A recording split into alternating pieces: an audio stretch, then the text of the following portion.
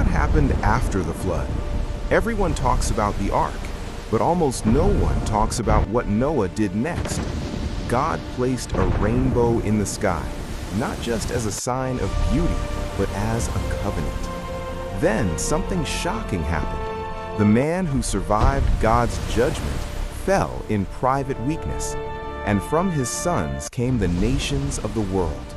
Genesis 9 and 10 reveal a powerful truth. Your survival is not the end of your story. Your character is. Full episode now live. The story of Noah did not end with the flood. When Noah came out of the ark, he built an altar and worshipped God. Genesis chapter 9 revealed that while Noah was still worshiping God at the altar he had built, God blessed Noah and his sons. He said, "Never again will I destroy all living creatures with a flood. Be fruitful and multiply, fill the earth." The same command given to Adam. God was restoring purpose. But this time, there were new realities. Fear of humans would fall upon animals. Meat was now permitted for food. Yet God gave a command: do not eat meat with its lifeblood still in it. Life belongs to God. And then came a profound principle. Whoever sheds human blood, by humans shall their blood be shed. For in the image of God has God made mankind. This means every human life carries divine value. Not because of status, not because of wealth, but because we are created in God's image. As believers today, this challenges us. We must treat others with honor. We must guard our words, and we must choose love over hatred. Then God established a covenant, not just with Noah, but with all creation, and he placed a sign in the sky, the rainbow, as a token of this covenant, a reminder that though judgment is real, mercy triumphs. So whenever storms gather and clouds darken, the rainbow appears, not as a sign of destruction, but of promise. God remembers. But the story takes a surprising turn. Time passed. Noah became a farmer and planted a vineyard. One day he drank of the wine and became drunk. He lay uncovered inside his tent. The man who survived the flood fell in private weakness. The same man who had walked faithfully with God now experienced a moment of weakness. And this is where character is revealed. Ham, one of Noah's sons, saw his father's nakedness and went out to tell his brothers. But Shem and Japheth, the other two sons, responded differently. They walked backward into the tent, covered their father, and refused to look upon his shame. They chose honor over exposure. When Noah awoke, he understood what had happened, and words were spoken, blessings over Shem and Japheth, and curses upon Ham, Canaan's father. He spoke words that affected future generations. The earth that God had just washed clean and blessed was cursed again, this time not by God, but by Noah. Among the people God had rescued, one now carries the consequence of dishonor.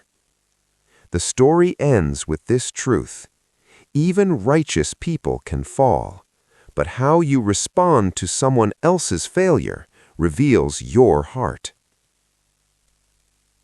Genesis chapter 10 lists names, many names: Shem, Ham, Japheth.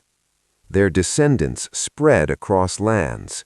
Nations were born, languages formed, civilizations arose. Among them was Nimrod, a mighty hunter before the Lord, a powerful leader who built great cities like Babel. From one family came the diversity of the earth. This chapter reminds us that God's command to fill the earth must be fulfilled. Humanity multiplied, cultures developed, but all share one origin, one blood, one Creator. Key lessons for daily Christian living. Lesson 1. Worship must come before work. Noah built an altar before building a future. As Christians, before chasing goals, careers, or marriage, we must build worship into our daily rhythm. Seek God first. Worship attracts God. Lesson 2. Life is sacred. Every human being carries the image of God. This means we must honor others, we must guard our words, and we must reject violence in action and in speech.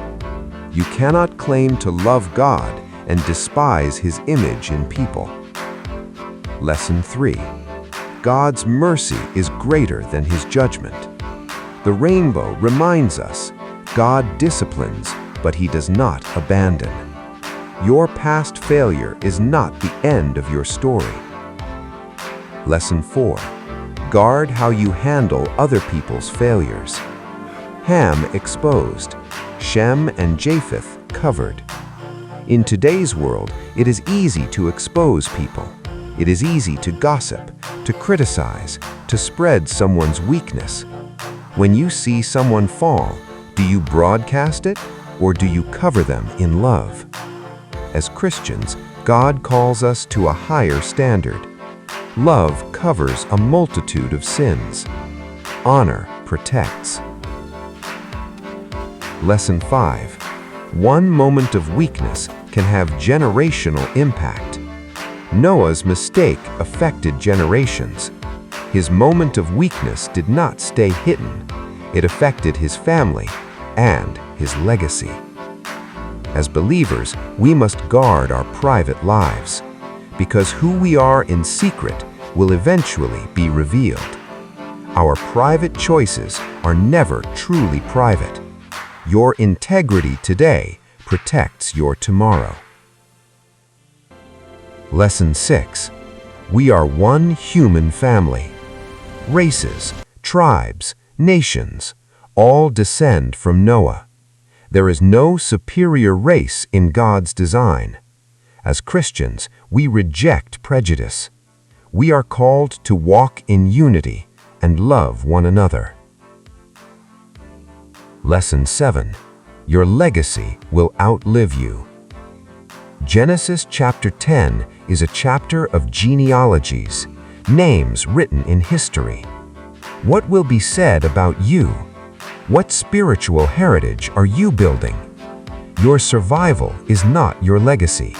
Your character is. Your prayers, discipline, and obedience today will echo in generations you may never meet. Finally, Genesis chapter 9 and 10 leave us with one deep question. What kind of legacy are you building? These chapters are filled with names, generations, and stories that continued long after the individuals were gone. Your life is no different. Every decision you make, every act of obedience, every moment of integrity is shaping the story you will leave behind. After the flood, there was mercy. After obedience, there was responsibility. After weakness, there were consequences. And after it all, there was legacy. So today, build your life on worship. Honor others as God's creation and cover them in love. Guard your character, even in private, and live in a way that leaves a godly legacy.